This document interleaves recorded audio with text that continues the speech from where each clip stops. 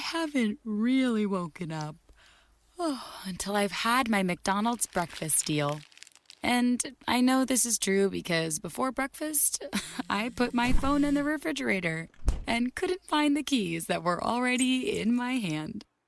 Nothing gets the morning going like the first sip of an iced coffee. Get any size and any flavor for 99 cents until 11 a.m. Price and participation may vary. Ba-da-ba-ba-ba. McDonald's. I'm loving it. Plan ahead this Valentine's Day with 1-800-Flowers.com. From first dibs on great deals to the best selection of Valentine's Day roses and guaranteed delivery. Don't wait to wow. Right now, 1-800-Flowers is offering 24 assorted roses for $39.99. Or upgrade to 24 red roses for $10 more. Get right to the romance this Valentine's and find the way to wow with 1-800-Flowers.com. To order, go to 1-800-Flowers.com/tune in. That's 1-800-Flowers.com/tune in.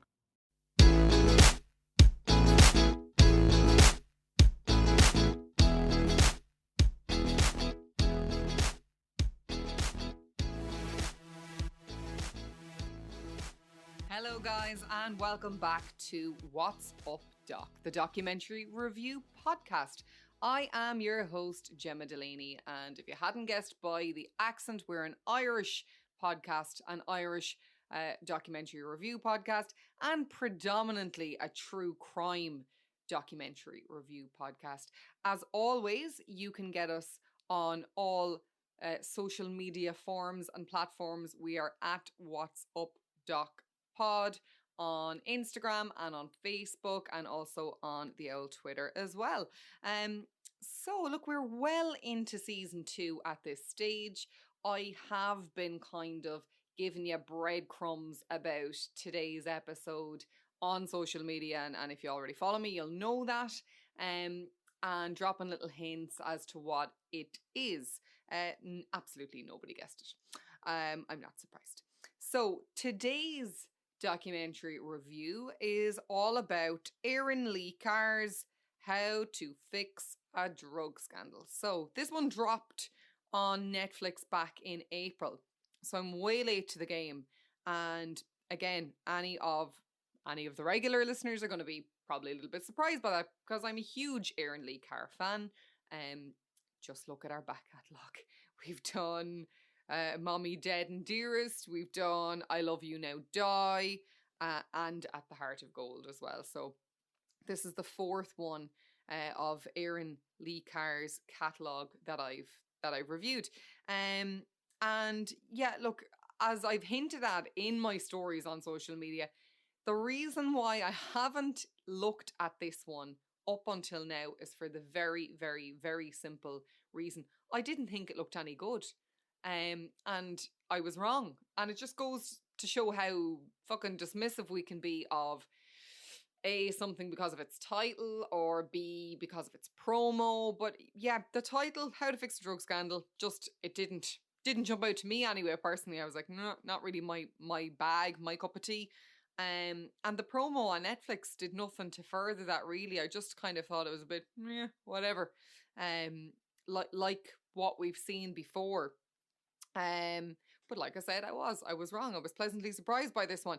In terms of an intended audience, like, I don't even know why I bother doing this, because if you've heard my intended audience recommendations before, I'm fairly lax with this. I have a 15-year-old myself, and I guess when I'd let her watch, it's individual. It's based on maturity level of kids, tweens, teens, adults.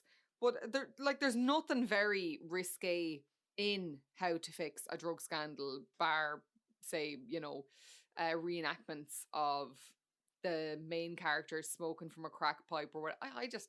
I wouldn't think that's that big a deal. So look, up to yourself entirely. But like, there's no talk of rape, there's no violence. But look, as the title gives away, it is about a drug scandal, and probably some, viewer discretion is advisable.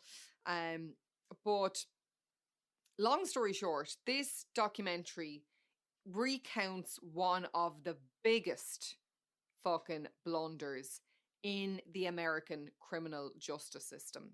And its attempted cover-up, and it shows the blowout from the tampering of evidence.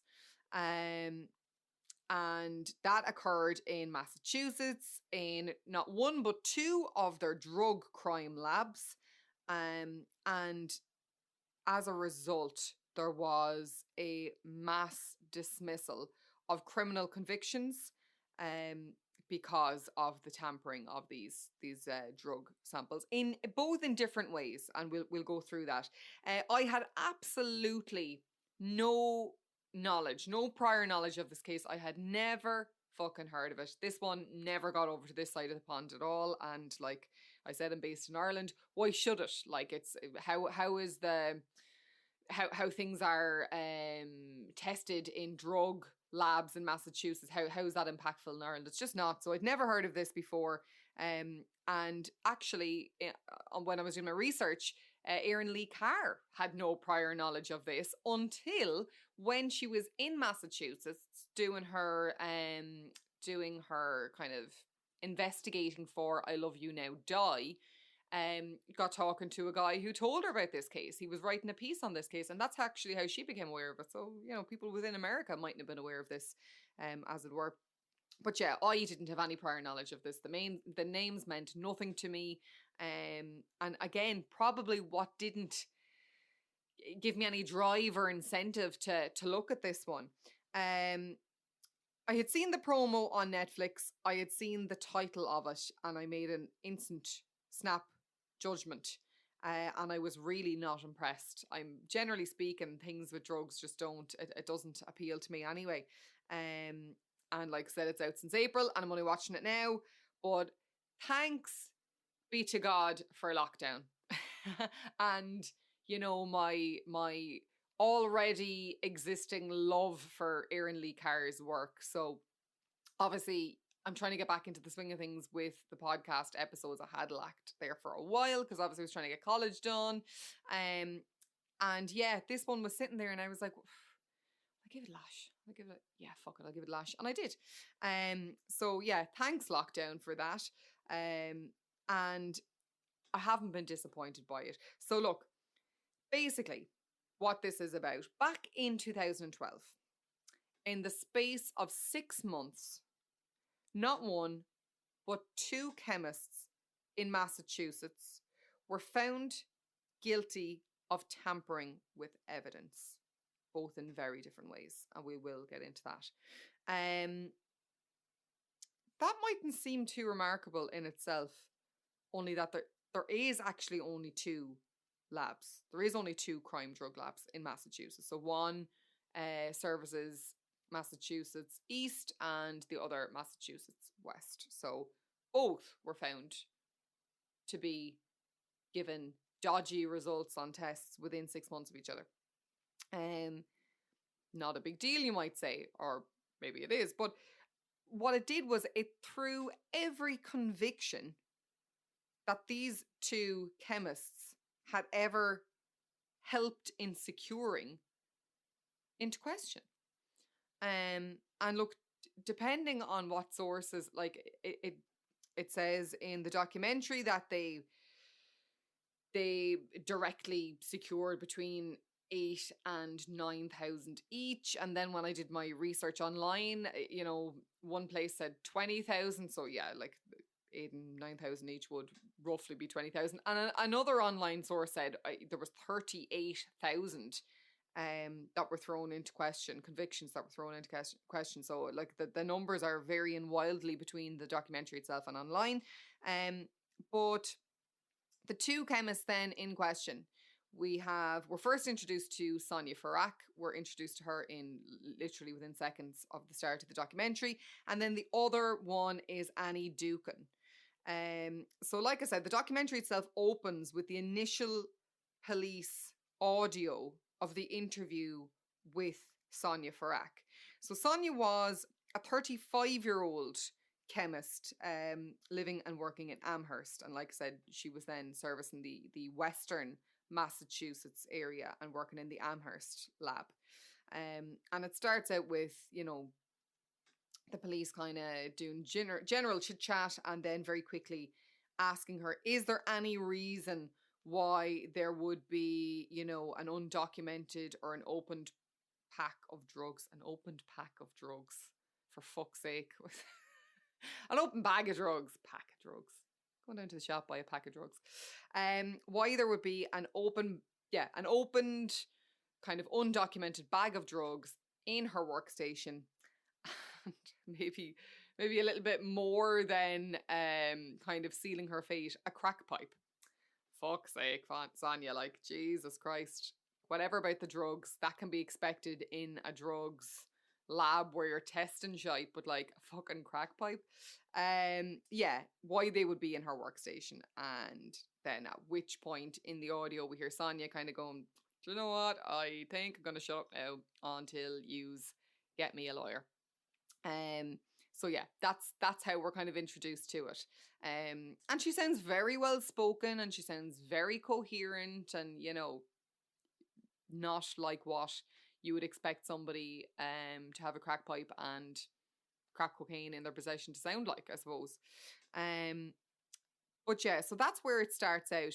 It then kind of does a jump back, and it talks about Sonia, and it introduces us to Sonia at length. I should state as well that the documentary it's over 4 episodes, and they're in and around 50 minutes long each.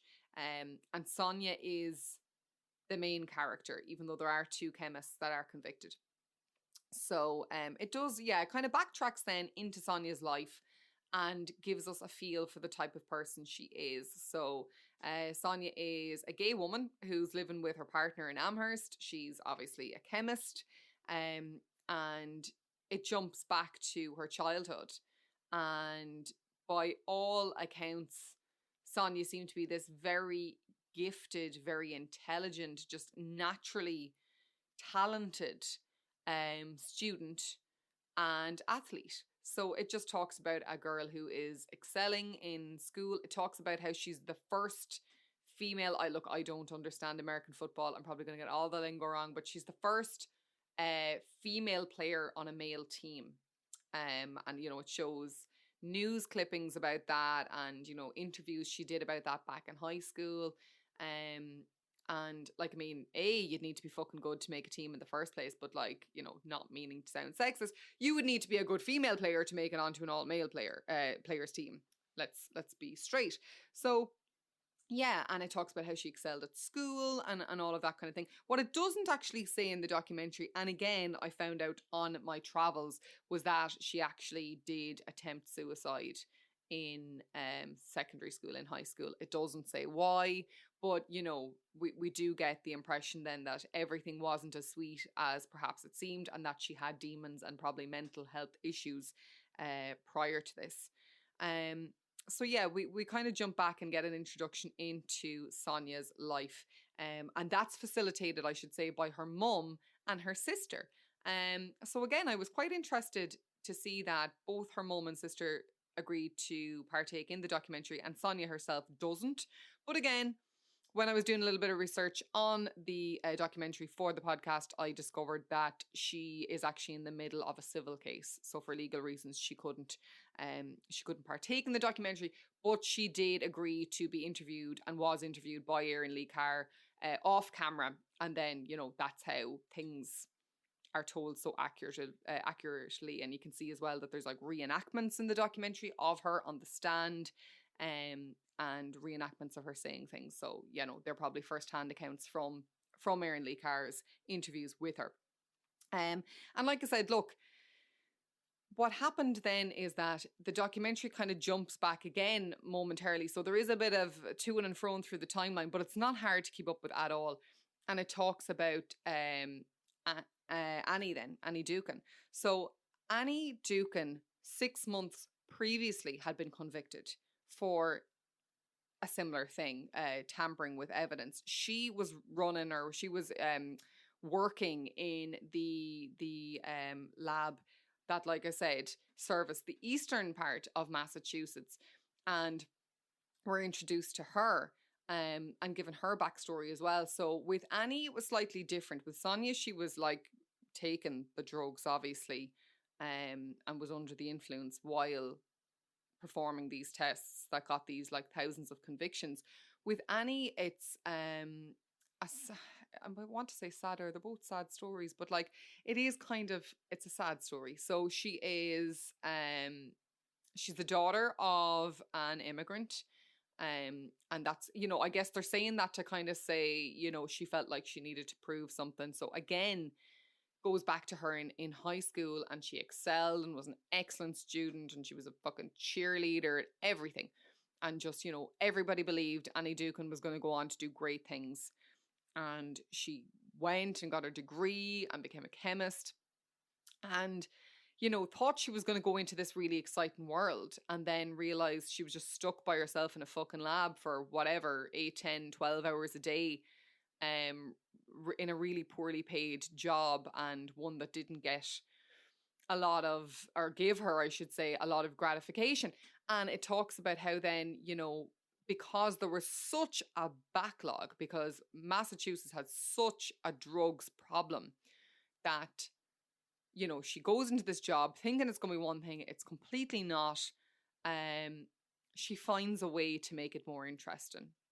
And how she does that is she can be the star pupil again by being the best one at getting through cases, the best chemist to get through this backlog. And that's what she does.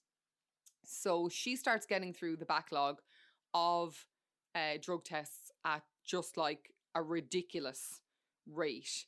You know, if it was an Olympic sport, she was winning it.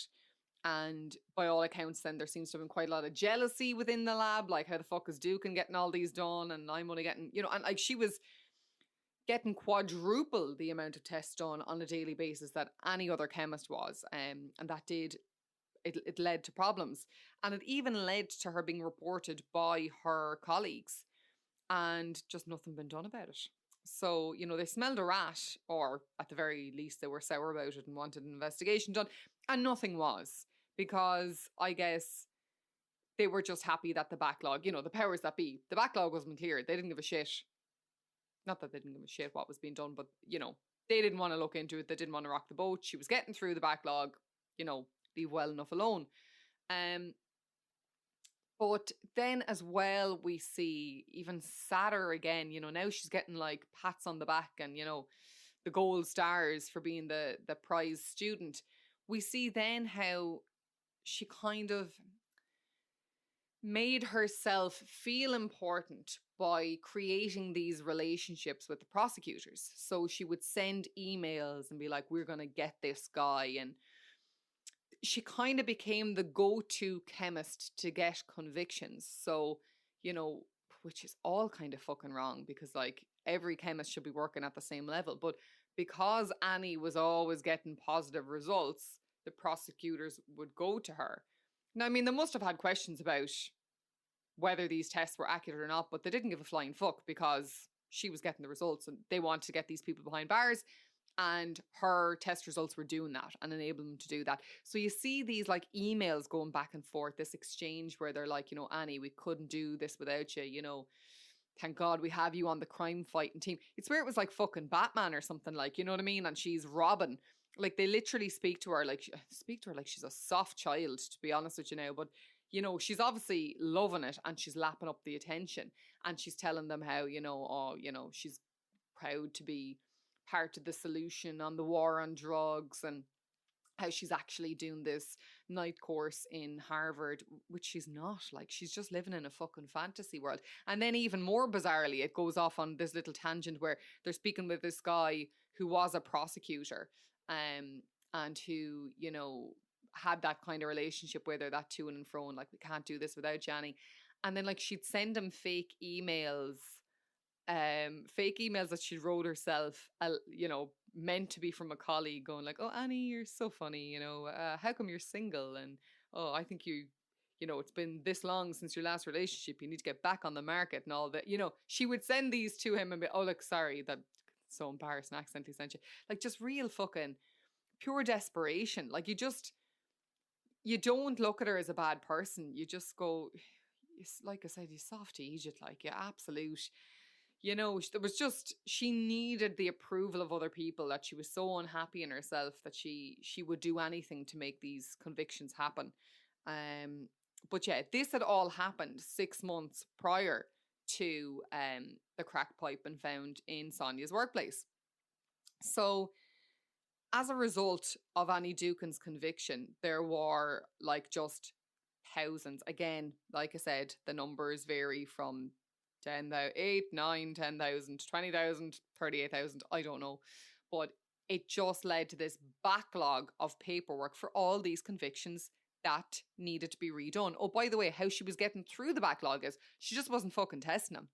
So she was grabbing maybe 10 of these samples, testing one, going, yeah, the other 10 look the same, and saying, yeah, they're all positive or they're all negative or whatever. That's literally what she was doing.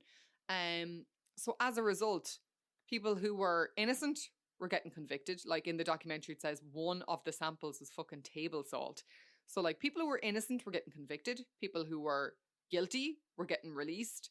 Like it was just an absolute shit show. So when she was done for that, for, they call it tampering, but I mean it's not fucking tampering. She's not even testing the samples. But when she was done for the tampering, there was just this absolute shit show unleashed then on the judicial system. This backlog of paperwork, of people appealing, looking for the convictions to be overthrown. So perhaps then it's not any surprise when Sonia's case comes to the fore. There's next to nothing said about it. So they actually try and hush it up. They try and do a really like quick job of convicting her, getting her behind bars and going, yeah, that's the end of it. But there's a couple of people in the story who are just having none of that at all. They're not going to allow that. So there's a couple of characters in it. I suppose the most kind of, the narrator in this, or the guy who leads us through, is Ryan. So Mr. Ryan is a lawyer, a solicitor over in America, and he is the guy who looks into this and kind of goes, you know, no, I don't want this hushed up. I don't want this kind of dismissed. We need to look into this further. So because obviously they've already had this backlog of paperwork thanks to fucking Annie Dukin, they're trying to avoid it with Sonia. So what they do is they convict her of, or they charge her, I should even say, before they convict her, they charge her of tampering with evidence for the previous 6 months.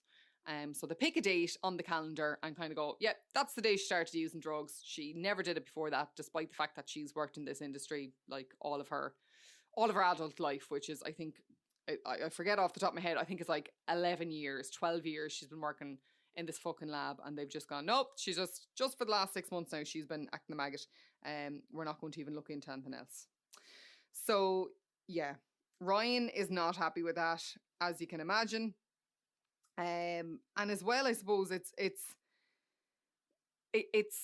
different from Dukin. Dukin obviously was just not, she just wasn't fucking testing it. Like, Sonia was having the time of her life, quite literally. So she was suffering from mental health issues. There's no doubt there. She was in this job, like Annie, that she thought was going to be exciting, that, you know, like fucking chemistry, like that's a tough old degree to get. And then you're in this like shitty little lab in the back arse of nowhere, which was underfunded, and she was by herself predominantly, like working long shifts. And again, there was the backlog as well. So Sonia's using and abuse of the drugs started actually again to deal with the backlog of samples that were there. She was just fucking knackered, like, quite frankly, and was like, do you know what? Maybe I'll try a little pick me up, a little pep in my step. And there's this big jar of methamphetamine, you know, with a dropper on it. And she's like, look, I'll just put a drop or two on my tongue. And the effects were incredible. She was able to get through this backlog of work. And so she did it again the next day, and she did it again the next day. And then that day turned into a month, and the month turned into a year, and the year turned into years. And then suddenly one day there was very little or next to nothing left in that glass jar, and her lab, the bosses over the lab said, oh, do you know what? We might do a stock check.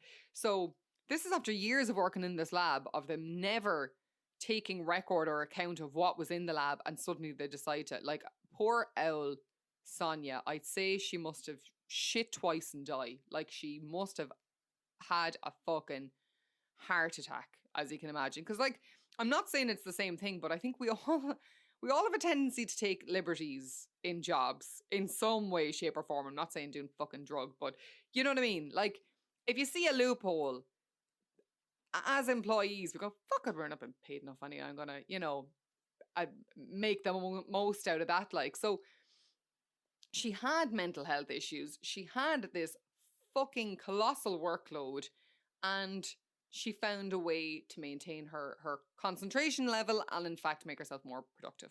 And now this stock take is going to be done, and the shit is going to hit the fan. So again, because there's reenactments in this, they have this actress playing Sonia. She talks about how she mixed what was left in the bottle with some water, but of course oil and water don't mix, so it just looked like this, gone off bottle of gunk. And then when her boss came in to do the stock take, he was like, oh, look, this is here so long, it's actually separated, it's gone off, and he dumped it. So again, she got away with it. So there's no reason to stop, right? Because she got away with it, so there's always an excuse. So then she moves on to other drugs. She, like, Christ almighty, Sonia must have been tripping absolute balls, because she does everything from, like I said, methamphetamines, she does LSD, she snorts coke, and eventually progresses on to smoking crack cocaine, which she cooks herself in the lab. I shit you not. Like, she gets so brazen. This is how long she's left alone, that she's got time and the resources and the wherewithal, even though she's, hopping off drugs, to cook crack. Because she's a chemist, like, she knows how to write.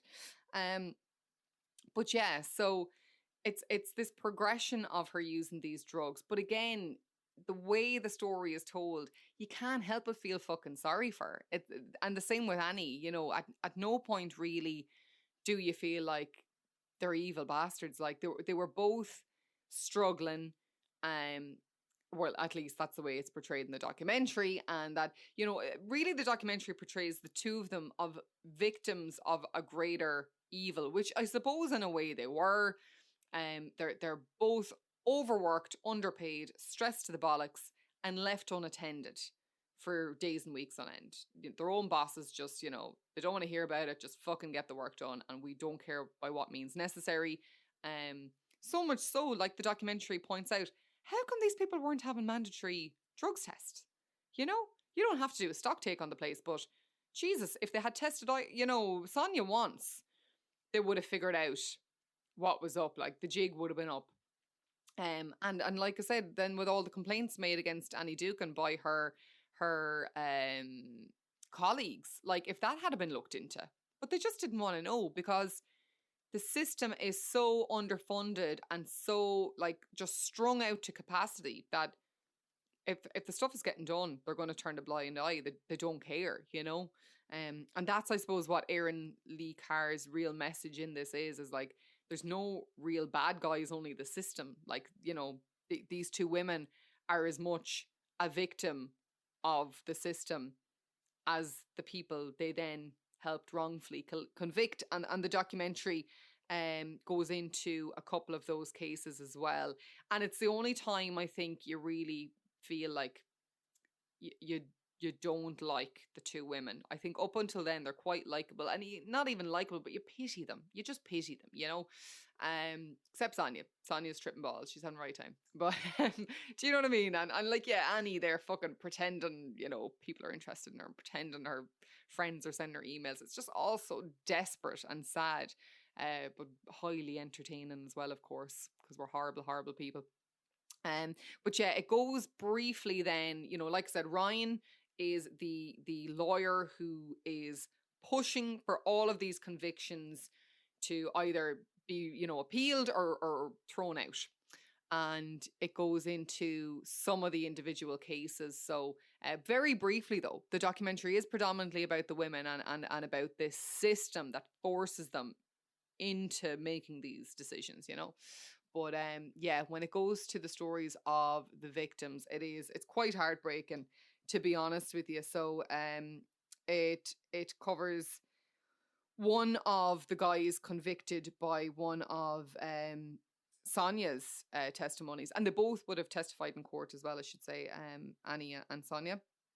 But yeah, it talks about how he was, you know, a father of two and a husband and, you know, a goofball.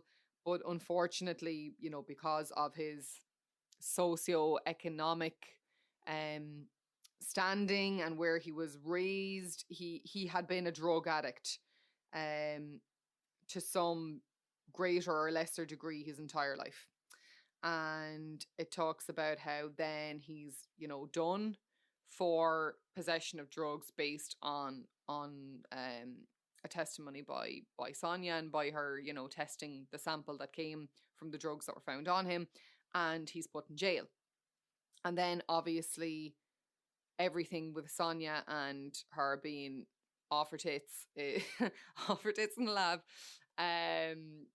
is thrown into the loop, and he's released from prison, but he's not, you know, it's not like the conviction is overthrown. It's not quashed. It's not that he's made innocent, or, you know, announced that he's innocent to the world. He still has that on his record, and he's kind of to and fro and back and forth with, you know, trials and appeals, and he's just stuck in this legal loophole for so long that it then talks about the day that his wife walks into the house and finds him dead in the corner of the kitchen of an overdose. So he had been using again. And then it goes back to Ryan, who, like I said, was his lawyer, and he's, you know, kind of visibly emotional on the camera and kind of going, you know, as a result of him being thrown back and forth through this just legal fuck up for years, he ends up taking his life. And then me as his lawyer, I'm like, maybe I shouldn't have got him out. Like, maybe if he had done his time, the couple of years in prison, he would have got clean and he'd still be alive. Or, you know, he wouldn't have had to go through this emotional turmoil. So yeah, it's then you realize the people behind the convictions and the lives that have been fucked up either correctly or incorrectly, you know. So it like I said, it is a documentary that definitely, I think, sympathizes with the women. I mean, like, I definitely felt pity for the two of them, but I don't know if I was making that documentary myself, would I have played on the pity party so much?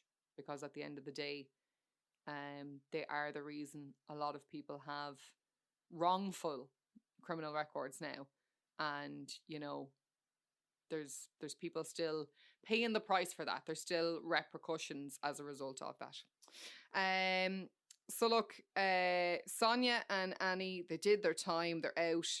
And they can kind of get on with their lives. But I suppose the people who they impacted as a result of the decisions they made, they're probably the real victims in all this.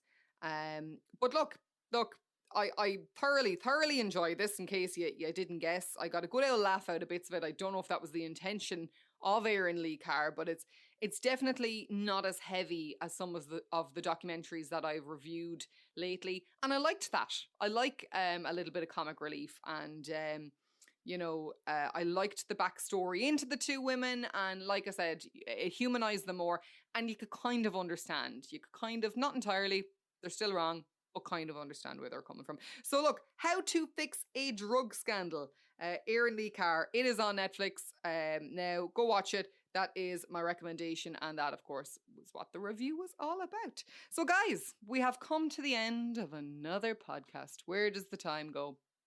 As always, like I said, look, if you want to be real fucking sound about things, I don't make an absolute bean off this. I don't want to really. It's just a hobby. But a review, a nice review on Apple Podcasts or on whatever Google Podcasts would be most appreciated. We are at What's Up Doc Podcast, the documentary review podcast.